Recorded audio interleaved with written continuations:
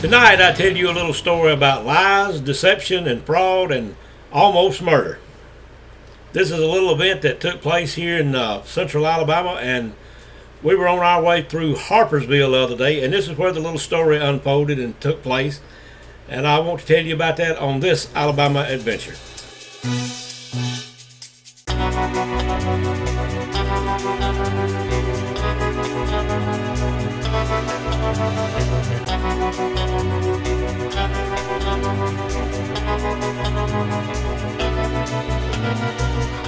Now, I'm sure that most of you have heard of D.B. Cooper. He was a man who, back on November 24th, 1971, hijacked a passenger plane, I believe, that took off from Los Angeles. I'm not sure on that, but I believe that that was where it was from. And he claimed that he had dynamite or a bomb taped to his body, and he would detonate it in flight if he did not receive what he wanted as ransom. But anyway, through negotiations, after a little while of flying around and whatever was going on out there that day, he did allow the plane to be landed. And I believe most of the passengers he let go off the plane, but he did keep the entire crew on the plane, I believe was the way that the story went. You'll have to Google that and check it to make sure I've got all those facts right. I'm not exactly sure about that. But anyway, after a little while of negotiations, he allowed the plane to be landed. He had demanded he wanted $200,000, which he was paid, and the plane took off. And somewhere in flight, I believe like between Washington State and somewhere in California, Cooper decided to parachute out of the plane. That was his plan the whole time, that once he got the money, that he could open the door and parachute out of the plane in this very wilderness wooded area and would probably never be caught. And until this day, D.B. Cooper, I don't believe, has been caught. A few years ago, some of the $200,000, I believe, turned up, the best I remember. It was not that much. It was a small portion of it turned up. Some hikers or hunters found it along a creek bank somewhere out west. But as far as D.B. Cooper ever being caught and all the money returned, he made a getaway. And something like that kind of happened here in central Alabama a few years ago, and that's what I'm going to tell you about tonight on this Alabama adventure. Now, when I went to do research on this story on the internet, I found this man's last name spelled two different ways. One way it was spelled with a D, and one way it was spelled with a K. But that could have been a typographical error, or somebody just didn't know what they were talking about whenever they were putting information on here. The man's last name was Shrender or Shrinker. Schrenker,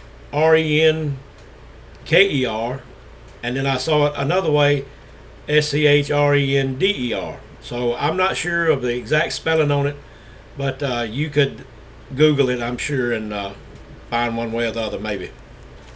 Now, this was a little event that took place over central Alabama several years ago, and I remember it happening as I was listening to the radio in a place where I was at that day, and then when I got in my truck to be on the road a little while, I continued listening to the radio. They were off and on giving reports of what was going on that day. But as I said earlier, now D.B. Cooper used a passenger plane, and this Marcus Shrender used a Piper PA-146 plane. A lot of difference there, and then you'll see there's a lot of difference in the story. But it just reminded me of D.B. Cooper whenever I heard this story going on that day, and it has ever since. Shrender left Anderson, Indiana, en route to Destin, Florida, or at least that was the flight plan that he had filed, but that's where he was going.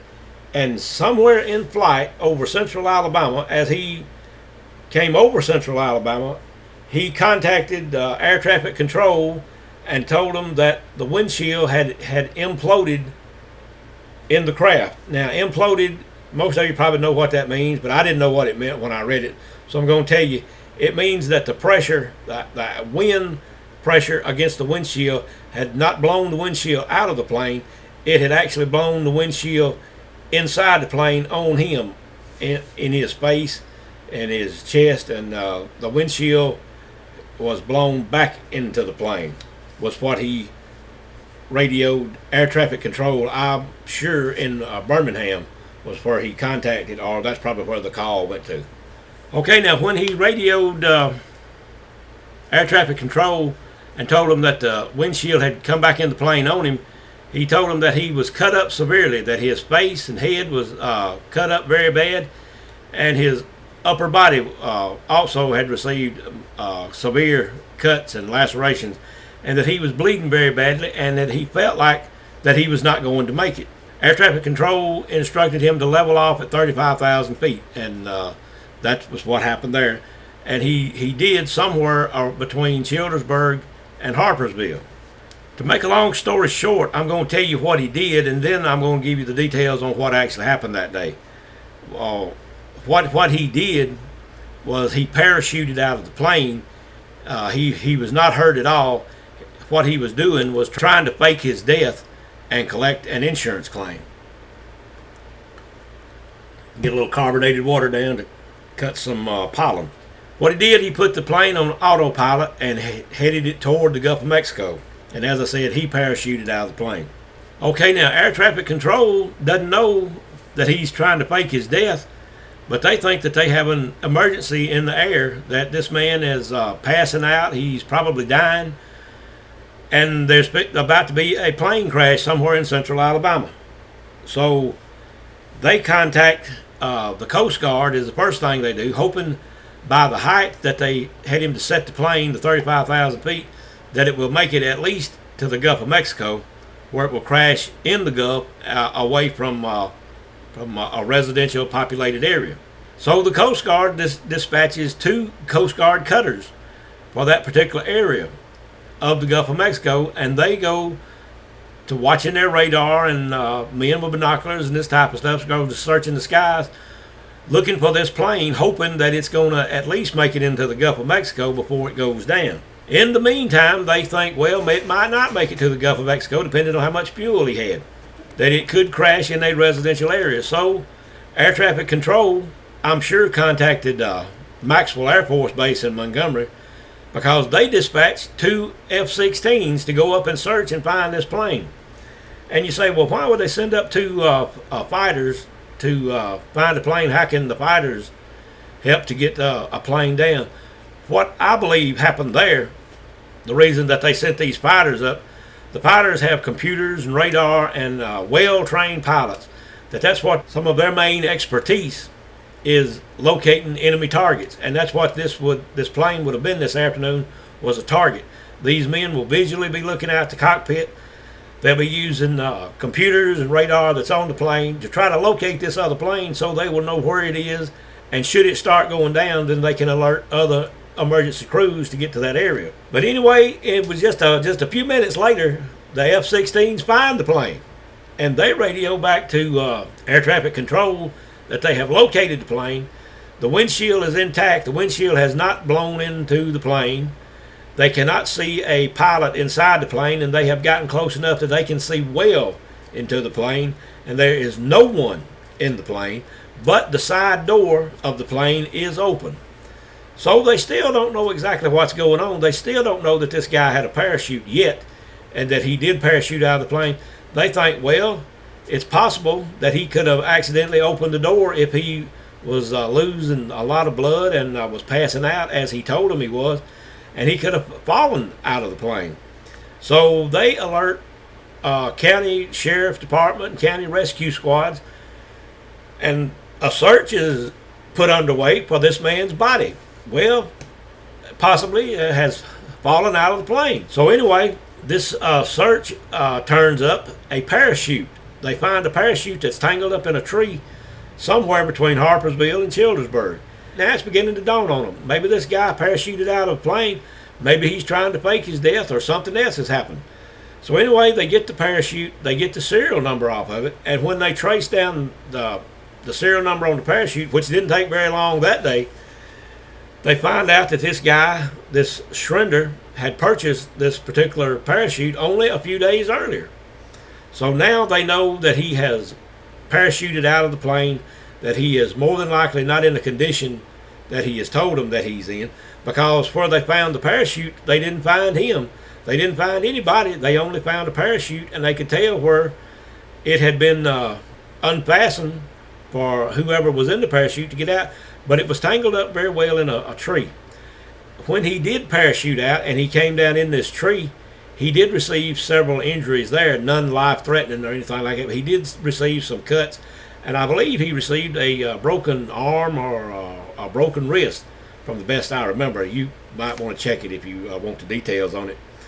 But when he got on the ground, he was pretty close to Harpersville, and he made his way to the Harpersville Motel. He had already called the Harpersville Motel, which is just a very small hotel, and how anybody that doesn't live in this area would even know about it back, say, whenever this happened, would be a high coincidence. So he had already been in this area, and I'll tell you why he had already been in this area in just a minute. He goes to the Harpersville Motel, where he takes care of his wounds and everything. He's there a day or so, and then he catches a ride over to Childersburg. He had purchased a Harley Davidson motorcycle a few days earlier and had driven this motorcycle to Childersburg and placed it in a storage unit over there. So that's where he went to. He went from the Harpersville Motel. He caught a ride down to Childersburg, where he got his motorcycle out of storage, and he continued his trip to Florida. Well, FBI and ABI and who all else was in here on this case now began finding a paper trail from the Harpersville Motel. In the meantime, the plane had crashed in Milton, Florida, and the bad thing about it, it had crashed within 50 yards of a house that was occupied. So he could have caused a lot of damage to this particular family that was in that house. It was a subdivision. So anyway, when the emergency crews got to the plane, they found some handwritten notes by this Marcus Shrender saying what he was going to do, like what he needed to tell, the exact words that he had told air traffic controllers were written on paper in his handwriting in the cockpit of the plane.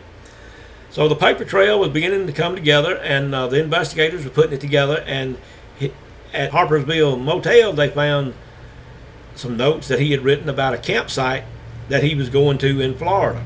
Now, why he was leaving all these notes, I don't know. They send authorities and law enforcement to this campsite, and they're waiting on him when he pulls up down there on his motorcycle, and U.S. Marshals arrest him somewhere in Florida at a campsite where he had left notes that he was going to. And this was all a big hoax about the plane, the windshield coming in on him, and him thinking he was going to die and the plane was about to crash. This was all a hoax that was perpetrated by Marcus Shrender. He was arrested down there by, as I said, by U.S. Marshals. He was carried to jail. He was carried to court a little while later, where they did find him guilty of this and trying to collect on a fraudulent death insurance claim. But he only received 4 years for everything, and he's probably out now. I'm not sure. That's been a good while back when this happened. But it was just, we were over in Harpersville the other day on our way to University of Alabama, where we made where the Alabama Bigfoot Society did make a lecture to a class over there.